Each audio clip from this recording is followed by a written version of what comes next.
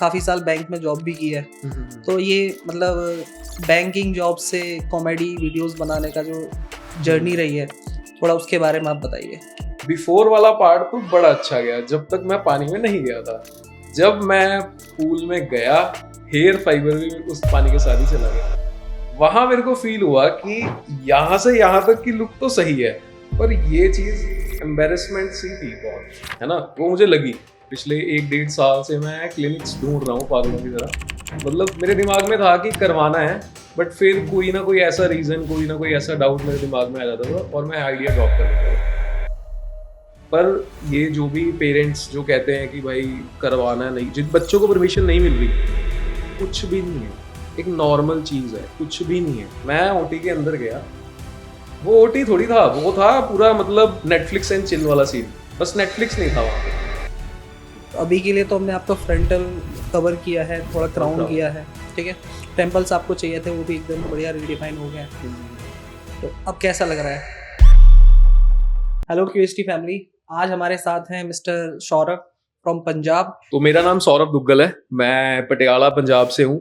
मेरी हिंदी देख के ही पता लग गया होगा आपको कि आ रहा है पंजाबी टच, वो पंजाबियों की थोड़ा होता है ऐसे। तो मैं मतलब पंजाबी में ही बताऊंगा, ठीक है। अब आपको मेरे से अब रुका नहीं जा रहा। तो मैं बेसिकली पटियाला पंजाब तो बिलोंग करदा ते मैं पहला एक्टिंग भी की, थिएटर भी किया, सारा कुछ किया होया मैं। जिनका आज क्यूएसटी क्लिनिक में ट्रांसप्लांट हुआ है, जानेंगे उनसे उनका एक्सपीरियंस कैसा रहा है पूरे प्रोसीजर के टाइम पे। एक्सपीरियंस बहुत ज़्यादा अच्छा था। मैंने बहुत सारी रिसर्च करी है। मतलब पिछले 1-1.5 साल से मैं क्लिनिक्स ढूंढ रहा हूँ पागलों की तरह। मतलब मेरे दिमाग में था कि करवाना है, बट फिर कोई ना कोई ऐसा रीज़न, कोई ना कोई ऐसा डाउट मेरे दिमाग में आ जाता था और मैं आइडिया ड्रॉप कर देता था। बट फिर मेरा कोई शूट था उसमें, लाइक कोई पूल साइड पे कोई ऐसा शूट था जहां हमारी बात हुई थी कि आपने हेयर फाइबर यूज किया था और वो हाँ। तो बिफोर वाला पार्ट तो बड़ा अच्छा गया जब तक मैं पानी में नहीं गया था। जब मैं पूल में गया, हेयर फाइबर भी उस पानी के साथ ही चला गया। वहां मेरे को फील हुआ कि यहाँ से यहाँ तक की लुक तो सही है, पर ये चीज एम्बेरसमेंट सी थी बहुत, है ना। वो मुझे लगी। तो वहां मैंने डिसाइड कर लिया कि करना है। बस उसके बाद क्यूएचटी क्लिनिक मैंने ढूंढा, मतलब एक यूट्यूबर है तो उनकी मैंने वीडियोस देखी 2-3। वहाँ मैंने क्यूएचटी का पेज देखा, वहाँ से रिजल्ट्स देखे उनके, मुझे बहुत अच्छे लगे। तो मैंने थोड़ा बहुत पता भी किया, अच्छा था क्लिनिक। फिर मैंने विजिट किया, विद इन अ वीक मैंने ट्रांसप्लांट डिसाइड कर लिया था कि मैं करवा रहा हूँ। लेकिन रिसर्च आपकी सालों की चल रही थी। रिसर्च सालों की चल रही थी, डाउट्स नहीं क्लियर हो रहे थे मेरे। बट यहाँ पे भी मैं करवाने नहीं आया था, मैं फर्स्ट टाइम आया डाउट्स लेके। बट हाँ, इतना कन्विंस हो गया कि हाँ करवा ही लेता हूँ। अब था कि करवाना है, बट डाउट्स जब मैं सेटिस्फाई हो गया ना कि मेरे डाउट्स बिल्कुल क्लियर हैं, तो फिर मैंने सोच लिया कि करवा के जाऊंगा। डे 1 का एक्सपीरियंस कैसा था जब आपके डाउट क्लियरेंस सेशन होता है डॉक्टर्स के साथ में, मेडिकल काउंसलर के साथ में? क्योंकि जैसे आपने बताया कि काफी डाउट्स थे, तो वो क्लियरेंस कैसा मिला आपको? क्लियरेंस बहुत अच्छा था, बहुत ही अच्छा था। क्योंकि ऐसे डाउट्स क्या थे वो? एक तो होते हैं नॉर्मल डाउट्स, क्या? एक होता है सिली डाउट्स। अब जो बंदा बहुत टाइम से चीजें कर रहा है ना, उसके सिली डाउट होते हैं। हर चीज में डाउट है, हेयर लाइन ऐसे नहीं होगी, ऐसे होगी, है ना। अब डॉक्टर को वो चीजें पता है, बट हमें आधी पता है। अब मेरे को ये पता है डिफ्यूज पैटर्न है, बस उसके आगे कुछ नहीं पता। तो छोटे छोटे मेरे डाउट्स कि ऐसे ग्राफ्ट कैसे जाएंगे, आप सिर्फ यहाँ ग्राफ्ट डालोगे या यहाँ भी डालोगे, है ना।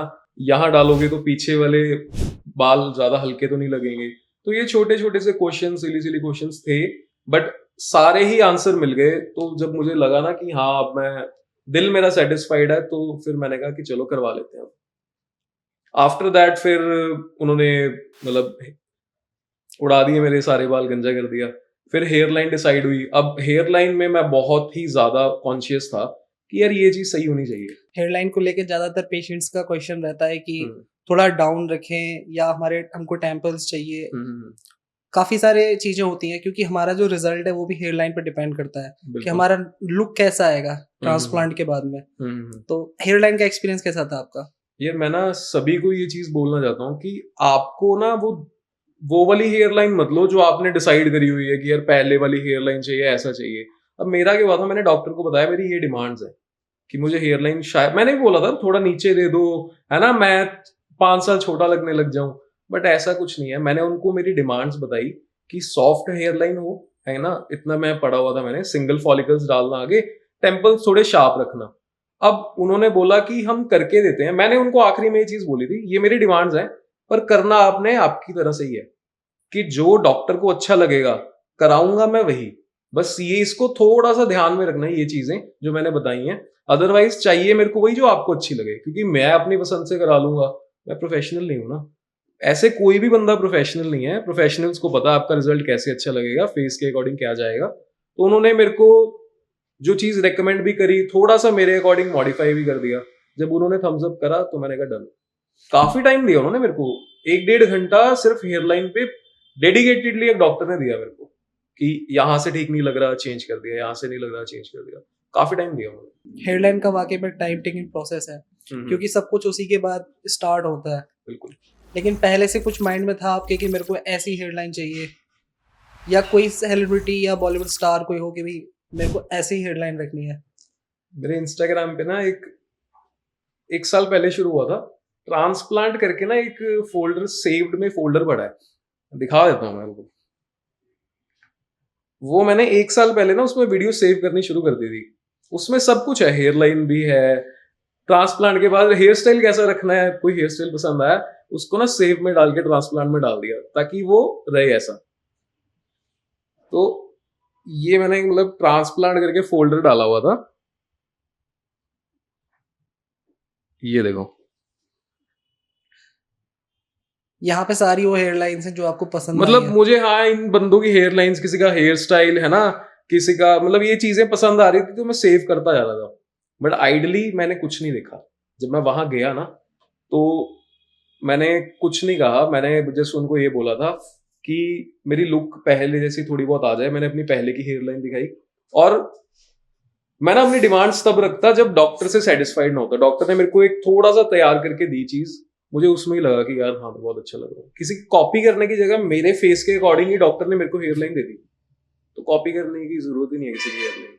मतलब डॉक्टर ने फर्स्ट टाइम जो हेयर लाइन ड्रॉ करी ना, मेरे को उसी में ही 90% मैं सेटिस्फाई हो गया था कि यार यही चाहिए, कि ऐसा कुछ चाहिए मेरे को। आपने काफी केसेस देखे होंगे अदर क्लिनिक्स पे, जो ट्रांसप्लांट होता है, ट्रांसप्लांट के बाद में एक हेयर लाइन में नेचुरल लुक नहीं आता है। हमने आपकी हेयर लाइन में एक जिगजैग पैटर्न भी दिया है, अगर आप देखेंगे उसको, आपने फोन में देखा होगा या मिरर में चेक करेंगे तो एक नेचुरल जिगजैग पैटर्न मिलेगा, जो कि एक नेचुरल हेयर लाइन के लिए काफी ज्यादा जरूरी है। ये ना मैं बताता हूँ, मैंने एक क्लिनिक विजिट किया था आज से 6 महीने पहले। चुल तो चल रही थी पूरी ट्रांसप्लांट वाली, 6 महीने पहले मैंने क्लिनिक विजिट किया, वहां पे हेयर लाइन दी थी। अब वो भी सही लगी मेरे को तो, बट फिर मुझे पता लगा कि वो ना काफी सीधी थी एक तो हेयर लाइन, और वहां पे फिर क्योंकि यहाँ पे हल्का बता दिया था मेरे को जिगजैग वाला ये सीन, वहां पे ऐसा कुछ मेरे को बताया भी नहीं था, या थोड़े बहुत आंसर्स भी ऐसे नहीं मिले मेरे को, तो वहां भी मैंने ड्रॉप कर दिया था। बट ये चीज मेरे को बड़ी अच्छी लगी कि जैसे अगर आप बेसिकली ना, ट्रांसप्लांट करवाने का यही है, मोटिव ही ये है कि बाल लगवाओ, सामने वाले को पता ना लगे। तो ये जो जिगजैग रखते हो ना, ये चीज बेस्ट है कि नेचुरल लग रही है चीज, इससे ज्यादा क्या है, यही चाहिए बंदे को। साथ में आपका जो बॉल्डनेस पैटर्न है वो भी डिफ्यूज केस में आता है। इस तरीके के केसेस भी थोड़ा टिपिकल होते हैं, क्योंकि हमें एग्जिस्टिंग हेयर ग्राफ्ट के बीच में ग्राफ्ट को इम्प्लांट करना है। तो इस बारे में अगर आपकी क्या रिसर्च रही है, थोड़ा उसके बारे में बताओ। ज्यादा मेरा डिले करने का रीजन भी यही था, क्योंकि डॉक्टर्स तो बोल देते थे ग्राफ्ट डल जाएगा, मैं ना खुद ऐसे करके देखता था अपना। मैंने कहा यार यहाँ ग्राफ्ट कैसे डलेगा, अगर गंजा होता तो डल जाता। तो मैं इसी डाउट में कि यार कुछ गलत ना हो जाए, जितने हैं वही ना चले जाएं, ये वो दिमाग में चलता रहता था। तो फिर इसलिए मैं नहीं करवा रहा था। बट फिर बताया डॉक्टर्स ने कि यार हो जाएगा, कोई प्रॉब्लम नहीं है, यहाँ पे एग्जिस्टिंग है, यहाँ वाले हम बचा लेंगे, यहाँ और यहाँ से ज्यादा गए हुए हैं तो ट्रांसप्लांट करेंगे। सर्जरी से बाकी मेडिसिन से जो एग्जिस्टिंग हेयर है वो तो हेल्दी हो ही जाते हैं बाद में।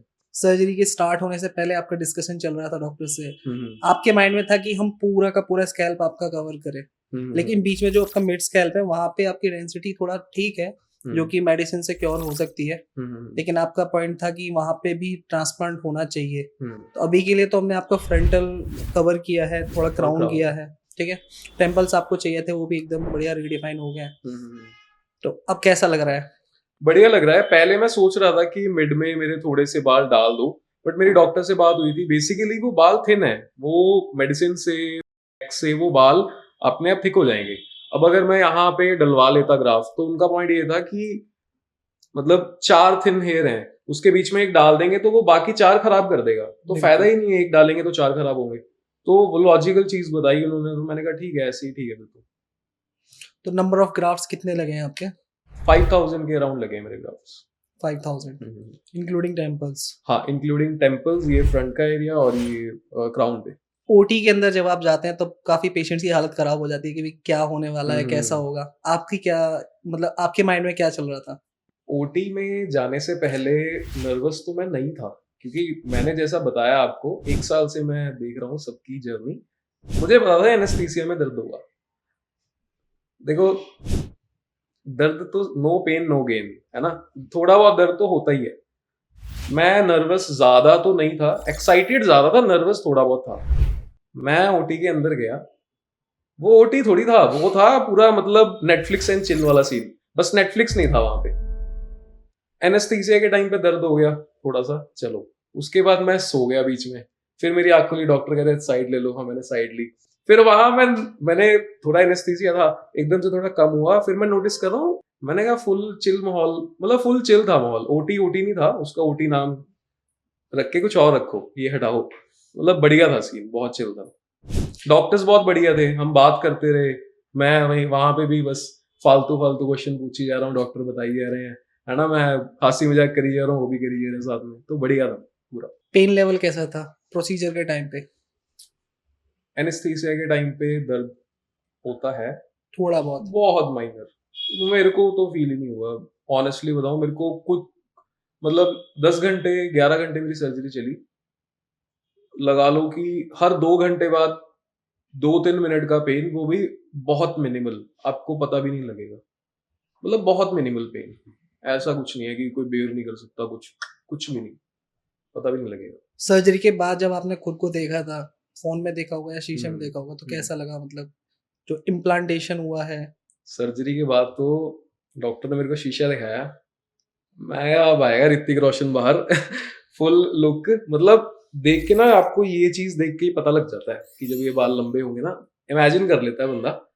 मैंने कर लिया था इमेजिन कि अब हुण टॉर निकलूगी फुल हुण ओके है काम, मतलब जो 3-4 सालों से जो स्ट्रगल चल रही थी ना बालों को लेके, अभी छोटे नहीं करा सकते, स्कैल्प दिखेगा, है ना, कोई हेयर स्टाइल ऐसा नहीं कर सकते स्कैल्प दिखेगा, पानी में नहीं जा सकते, हेयर फाइबर लगाना ही लगाना है शूट से पहले, ये झंझट आने वाले 3-4 महीने में खत्म है, और ये मेरे लिए बहुत बड़ी बात है, तो बढ़िया है। हेयर ट्रांसप्लांट के बाद में एक शेडिंग फेज आता है, उसके बारे में अगर आपने रिसर्च कराया तो उसके बारे में पता होगा। शेडिंग फेज को लेके माइंड में कुछ भी नहीं है, मेरे को पता है कि जो बाल लगे हैं वो थोड़े थोड़े बड़े हो जाएंगे 1 महीने में, आपको लगेगा क्या बात है, जब लगेगा क्या बात है फिर वो झड़ जाएंगे, फिर आपको लगेगा ओ शिट मेरा ट्रांसप्लांट खराब हो गया, पर ऐसा कुछ नहीं होता।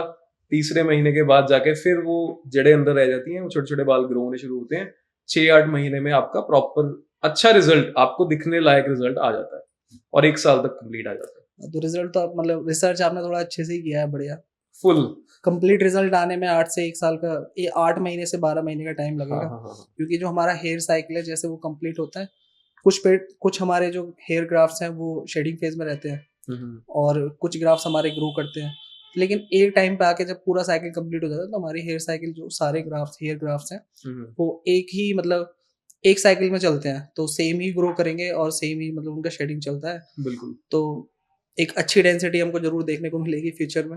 Hope for the best. काफी साल बैंक में जॉब भी की है, तो ये मतलब बैंकिंग जॉब से कॉमेडी वीडियोस बनाने का जो जर्नी रही है, थोड़ा उसके बारे में आप बताइए। कीड़ा तो मेरे को पहले से ही था, वो कीड़ा डब स्मैश के टाइम का, फिर वो डब स्मैश से म्यूजिकली पे आ गया, फिर वो टिकटॉक पे भी आ गया, अच्छे वाले कंटेंट टिकटॉक पे भी, फिर वो इंस्टा रील्स पे भी आ गया, मतलब एक्टिंग थिएटर ये सारी चीजें ना थी खून में ही, मतलब करना है यही चीज करनी है।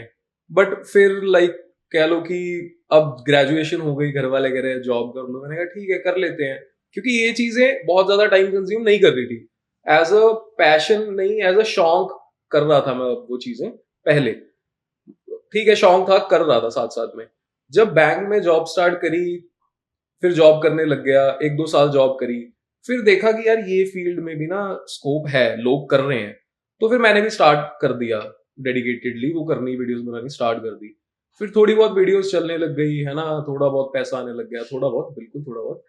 तो फिर मैंने सोचा कि यार बैंक के साथ इस चीज को डेडिकेटेडली टाइम नहीं दे सकता मैं, इसमें अगर फाड़ना है ना तो इसको छोड़ना पड़ेगा, क्योंकि ये जो जॉब है ना, ये आपको ना स्लो पॉइजन है, ये आपको पैसा देती रहेगी मंथली, और आप इसमें खुश हो गए क्योंकि आपका लाइफस्टाइल बढ़िया चिल हो रखा है, बट फिर आप उस पर फोकस नहीं कर पाओ, हट जाएगा फोकस।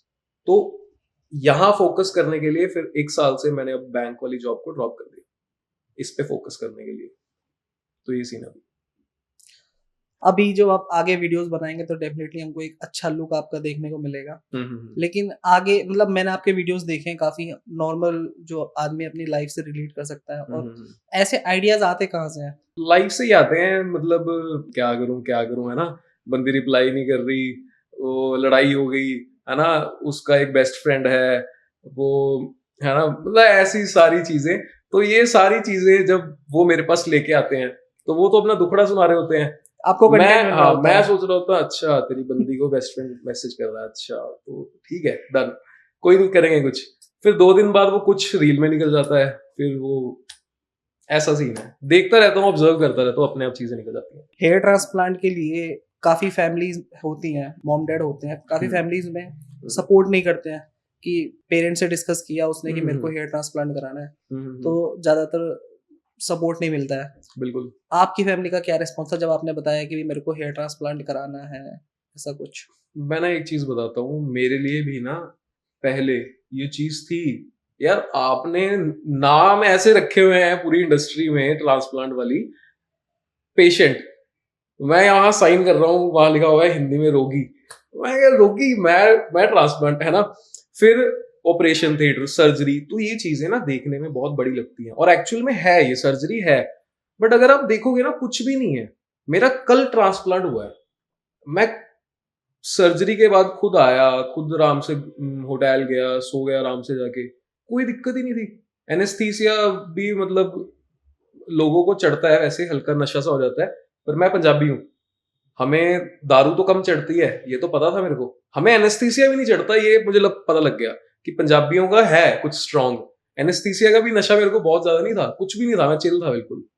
पर ये जो भी पेरेंट्स जो कहते हैं कि भाई करवाना नहीं, जिन बच्चों को परमिशन नहीं मिल रही, कुछ भी नहीं है, एक नॉर्मल चीज है, कुछ भी नहीं है, मतलब जैसे आप अपनी बॉडी शेव करवा रहे हो ना, ऐसा सिंपल प्रोसेस है। बस हाँ थोड़ा सा वो टेक्निकलिटीज आ जाती हैं बीच में, होता कुछ भी नहीं, कुछ हो ही नहीं सकता इसमें, बिल्कुल सिंपल है। तो आपकी फैमिली का क्या रिस्पॉन्स था इसका? मेरी फैमिली ने कुछ कहा ही नहीं, उनको पता था कि इसको चूल्हा ट्रांसप्लांट कराने की, 1 साल से इधर उधर धक्के खा रहा है ना, देखता रहता है इधर उधर कुछ ना कुछ। तो मैंने उनको बताया, मैंने कहा मैंने क्लिनिक फाइनल कर लिया, हरिद्वार में है, तो मैं जा रहा हूँ 15 को। कह रहे ठीक है, डन है, देख लिया तुमने क्लिनिक के बारे में सारा कुछ ओके है, क्योंकि उनको तो पता था कि मैं इतने सारे क्लिनिक में रिजेक्ट मार चुका हूँ, मैं क्यों आऊंगा कहीं और। तो कह रहे क्लिनिक देख लिया ना, आराम से अच्छे से पता कर लिया, मैंने कहा हाँ सब पता कर लिया, जा रहा हूँ, कंफर्म है अब। 15 को आया डाउट्स लेके, दिल में डाउट्स तो थे, ये था क्लियर होंगे तो करवा लूंगा, डाउट्स लेके आया, क्लियर हुए तो करवा लिया मैंने। यहाँ आने से पहले पंजाब में काफी क्लिनिक हैं जहाँ आप गए हैं, मेनली क्या रीजंस रहे हैं उन क्लिनिक्स को रिजेक्ट करने के, और क्यूएसटी को आपने जो चुना है, चूज किया है अपने हेयर ट्रांसप्लांट के लिए? फर्स्टली द थिंग इज कि मेरे ब्रदर ने करवाया था, मेरा कजन है मेरे से बड़ा, अब बड़ा भाई होने के फायदे होते हैं, तुम्हें सब कुछ पहले ही पता लग जाता है जो तुम्हारे साथ होने वाला है अगले 2 साल में। तो मेरे को उसको देख के पता लग गया कि भाई बाल तो तेरे भी जाएंगे, और फिर पहले ही रिसर्च शुरू कर दे ताकि तेरे बाल बच जाए। भाई को देख के तो आपने मतलब आपके फादर, ये आपका जेनेटिक बॉल्डनेस है? जेनेटिक, मेरे बाल बहुत अच्छे थे पहले, बट चलो जेनेटिक हेयर फॉल आ गया तो आ गया। बट मैंने किए काफी क्लिनिक्स, मैंने रिसर्च करी काफी क्लिनिक के बारे में। मेरे भाई ने एक क्लिनिक से करवाया था पंजाब में, उसके रिजल्ट्स ना मेरे को बहुत ज्यादा अपीलिंग नहीं लगे। उसके जो ग्राफ्ट्स हैं, पता नहीं मैं या शायद सभी कर लेते होंगे, मेरे को तो अब नॉलेज होगी थोड़ी बहुत, तो मैं देख के बता देता हूँ कि ट्रांसप्लांट हुए हुए हैं आराम से, क्योंकि उसके फ्रंट पे ही बियर्ड के बाल लगाए हुए हैं। तो ये चीज मेरे को ठीक नहीं लगी। फिर कई क्लिनिक्स में मैं जाता था, प्रॉपर सेटिस्फेक्शन फील नहीं होती थी कि यार नहीं मजा नहीं आया। तो वही फिर मैं फीड में मार रहा था स्क्रॉल, QHT की वीडियो आ गई मेरे फीड पे, तो मैंने रिजल्ट्स देखे, सारी ही वीडियोस कह लो कि QHT की, ऑनेस्टली जितनी भी वीडियोस मैंने देखी ना उसके रिजल्ट्स, क्योंकि वो डेली बहुत काफी करते हैं पोस्ट, तो मैंने 20-25 वीडियो खा गया मैं स्क्रॉल मार मार के। जब मैंने देखी ना as a third person perspective, मैंने देखा कि यार हाँ अगर ये बंदा मेरे आगे आएगा ना, मैं बोलूंगा यार तेरा रिजल्ट अच्छा है कि तेरे बाल अच्छे लग रहे हैं। तो मैंने अगर 25 बंदे देख लिए जिसको देख के मैं सेटिस्फाइड फील कर रहा हूँ, तो यहाँ से करा सकता हूँ मैं। ये रीजन था बस। प्राइस एक ऐसा पॉइंट है जहाँ पे आके काफी लोग डिसाइड नहीं कर पाते कि हम कहाँ से कराएं। कहीं पे 10 रुपए पर ग्राफ्ट कॉस्टिंग है, कहीं 15 रुपए है, कहीं 20 रुपए है, कहीं 50 रुपए है, कहीं 100 रुपए है। इंडिया के अंदर हमारे जो ट्रांसप्लांट की कॉस्ट है वो मोर देन 1000 रुपीज तक जाती है। काफी क्लिनिक्स ऐसे जो इतना हायर चार्ज करते हैं। बिल्कुल। QHT के प्राइस के बारे में आपको क्या लगता है? कि मेरे को पहली बात तो बहुत अफोर्डेबल लगा। अब कहने को तो बहुत कम में ग्राफ्ट लगा देते हैं बंदे, 10 रुपए पर ग्राफ्ट में भी हो जाता है आपका ट्रांसप्लांट। बट QHT पहले मैंने प्राइस नहीं देखा, पहले मैंने क्लिनिक देखा, क्योंकि ये मेरे बाल ऐसे नहीं है मैं हर 6 महीने साल बाद दोबारा लगाता रहूंगा, नहीं, एक ही बार होगा, ये हो जाएगा दोबारा पर फिर करेक्शन करानी पड़ेगी। ये तुम्हारे जिंदगी हमेशा, मतलब जिंदगी भर यहाँ रहेंगे, तो इस पे इन्वेस्ट करो। पर मैंने पहले QHT देखा, मेरे को अच्छा लगा, उसके बाद मैं प्राइसिंग पे आया। क्या प्राइसिंग है? प्राइसिंग भी ऐसी है कि अफोर्डेबल है, बिल्कुल आप बिना किसी दिक्कत के करा सकते हो। मार्केट में बहुत ज्यादा महंगे क्लिनिक्स भी हैं, बट वही है, जैसा जैसा आप बढ़ाते जाओगे, अब ऐसा नहीं है कि 1000 रुपए वाला ग्राफ्ट 50 वाले से कम होगा, बट आप चीप मत देखो, पैसा मत देखो स्टार्टिंग में, पहले क्लिनिक देखो अच्छा है कि नहीं, फिर कॉस्ट मैटर नहीं करती। ये चीज है। अब मैंने यहाँ पे दिया, मतलब यहाँ पे करवाया मैंने, कॉस्ट भी सही और रिजल्ट्स भी सही, तो मैंने करवा लिया। मेरे इस क्वेश्चन से काफी ऑडियंस हमारी रिलेट कर पाएगी, उनके लिए काफी बेनिफिशियल भी रहेगा। हेयर ट्रांसप्लांट अगर हमें कराना है तो हमें क्लिनिक में क्या क्या चीजें देखनी चाहिए, आप अपने एक्सपीरियंस से थोड़ा बताइए। पहले तो हेयर ट्रांसप्लांट जो करवा रहा है ना, 110% उसने रिसर्च कर रखी होगी, ऐसे तो कोई मन नहीं बनाएगा। तुम्हारे जो भी डाउट्स हैं वो लेके क्लिनिक में एक बार कंसल्टेंसी लो। अगर तुम्हारे डाउट्स क्लियर हो रहे हैं और तुम्हें अपनी हेयर लाइन बनवा लो, बना देते हैं वो कंसल्टेंसी में, आपको आइडिया दे देंगे। अगर तुम सेटिस्फाइड फील कर रहे हो और क्लिनिक के जो रिजल्ट्स हैं वो उनके इंस्टा या उनकी साइट पे चेक करो, वो तुम्हें सेटिस्फेक्शन दे रहे हैं, तो बस वो क्लिनिक पे करवा लो। अभी हेयर ट्रांसप्लांट कराने के बाद क्या लगता है कि आपको मतलब फ्यूचर में क्या क्या चेंजेस देखने को मिलने वाले हैं? क्योंकि हेयर ट्रांसप्लांट से ना कॉन्फिडेंस सबसे पहली चीज है जो बूस्ट होती है। ठीक है, तो आप थोड़ा बताइए कि मतलब क्या लग रहा है आपको कि अब हेयर ट्रांसप्लांट के बाद में क्या क्या चेंजेस देखने को मिल रहे हैं? हेयर ट्रांसप्लांट के बाद एक चीज तो फॉर श्योर है कि अभी तो बल्कि हूं मैं, थोड़ा सा कट किया था पहले पर फिर बाल नहीं थे। अभी नेक्स्ट गोल है 6 महीने बाद गोवा बीच, लीन बॉडी, शॉर्ट्स डाल के ऐसे जुल्फे लहरा रही होंगी। हाँ, ये गोल है बस। और बाकी तो कॉन्फिडेंस में तो बहुत फर्क आता ही है। अब जितना मर्जी बोल लो, मैं खुद बहुत कॉन्फिडेंट हूँ, मेरे को बाल है नहीं है बहुत कोई फर्क नहीं पड़ता, क्योंकि मतलब पड़ता है पर कॉन्फिडेंस पे कोई फर्क नहीं आता बहुत ज्यादा मेरे। ठीक है, मतलब मैं सारी चीजों में गुड हूं, तो बाल बहुत कम रोल प्ले करते हैं आपकी लाइफ पे, पर आपके कॉन्फिडेंस और लुक पे करते हैं 60%।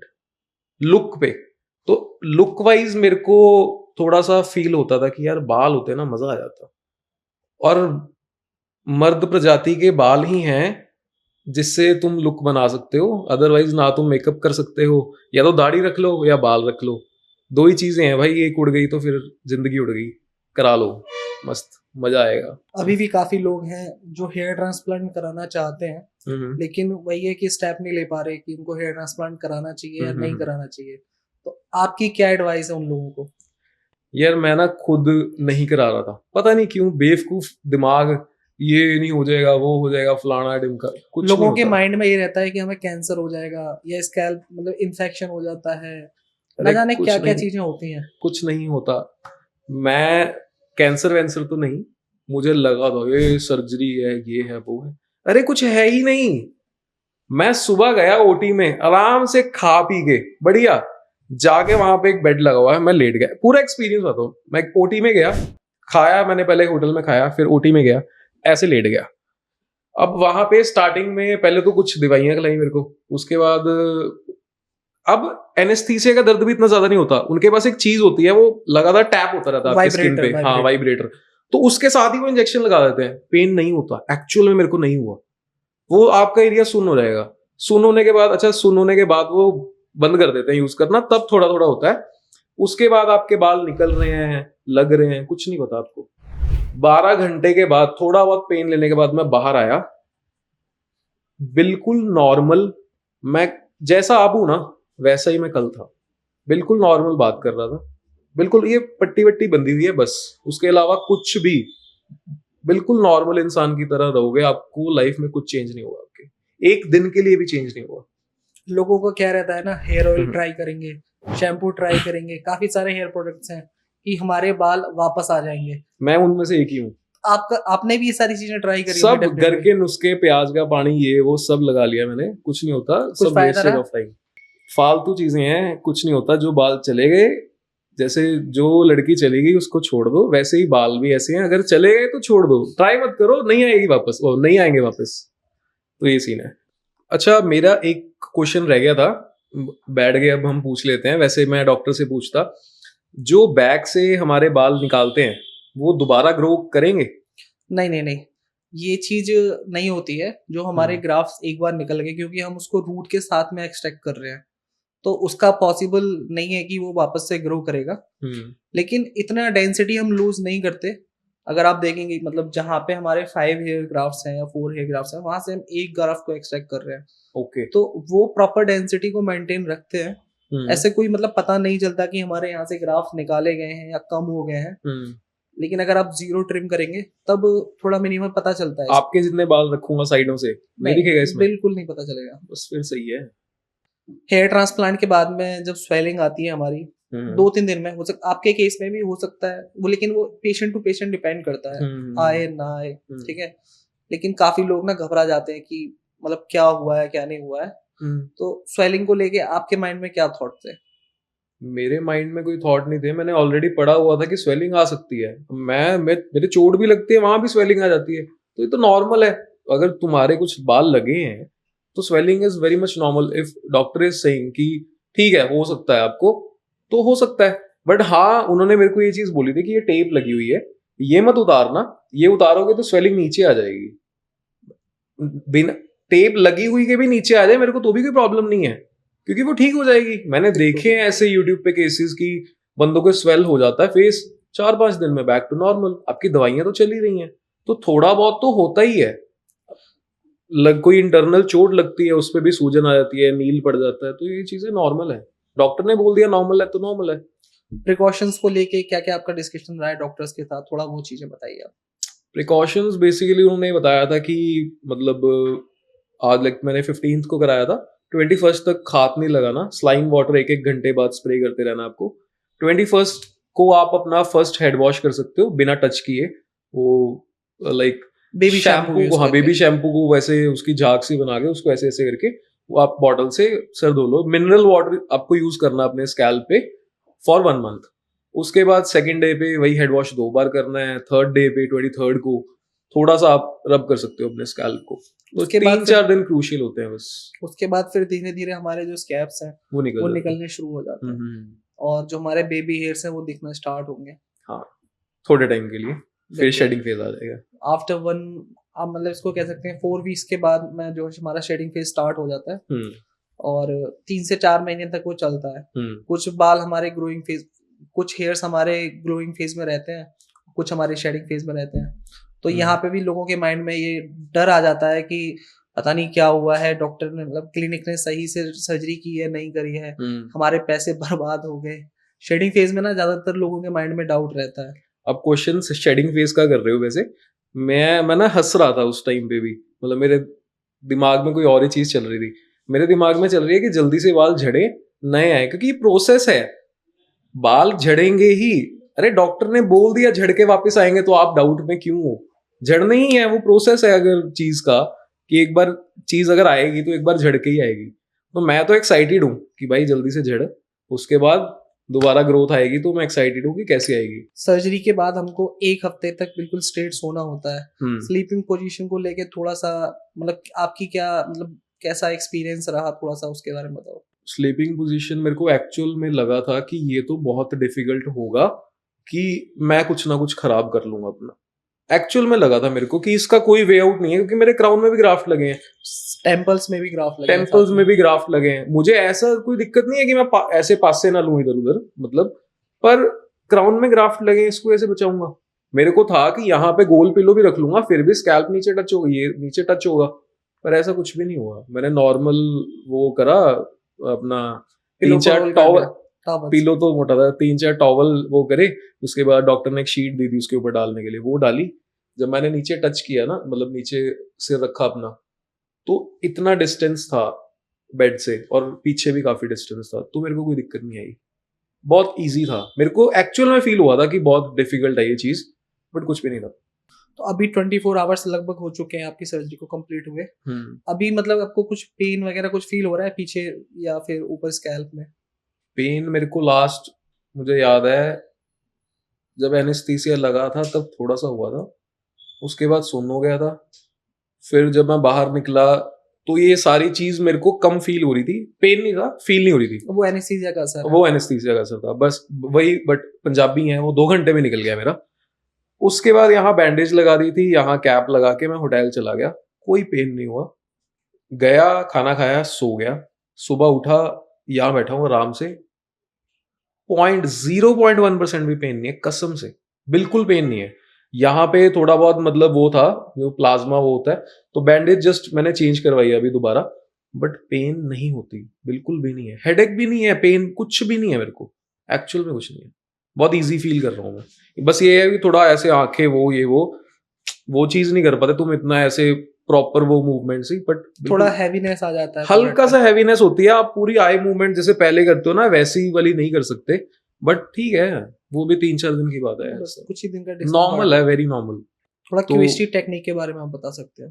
तो मैंने कराया था QHT टेक्निक से अपना ट्रांसप्लांट। उसमें क्या होता है कि नॉर्मली जो और भी टेक्निक्स है काफी मार्केट में, कि आपके ग्राफ्ट्स निकालते हैं, उसको कोई वाटर में वो सेव कर लेते हैं, उसके बाद फिर स्लिटिंग हुई होती है ऑलरेडी, फिर डालने स्टार्ट करते हैं।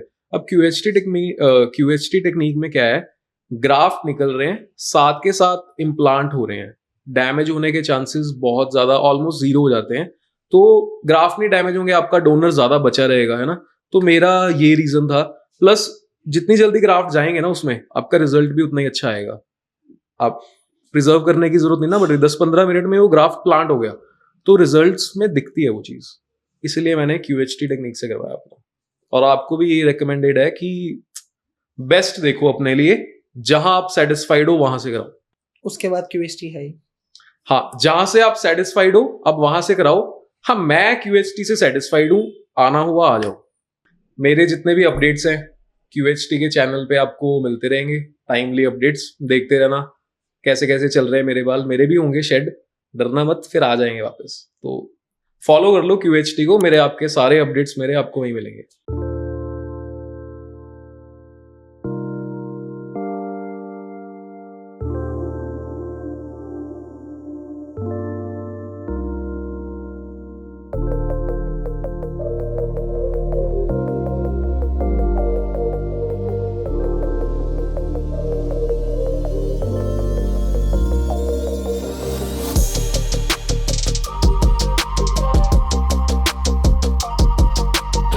हेलो फ्रेंड्स, अगर आपने अभी तक हमारे चैनल को सब्सक्राइब नहीं किया है तो प्लीज इस वीडियो को लाइक कीजिए, शेयर कीजिए और हमारे चैनल को सब्सक्राइब कीजिए। और ध्यान रहे बेल आइकन दबाना ना भूलें, जिससे हमारे हर वीडियो का अपडेट आपको समय समय पर मिलता रहेगा।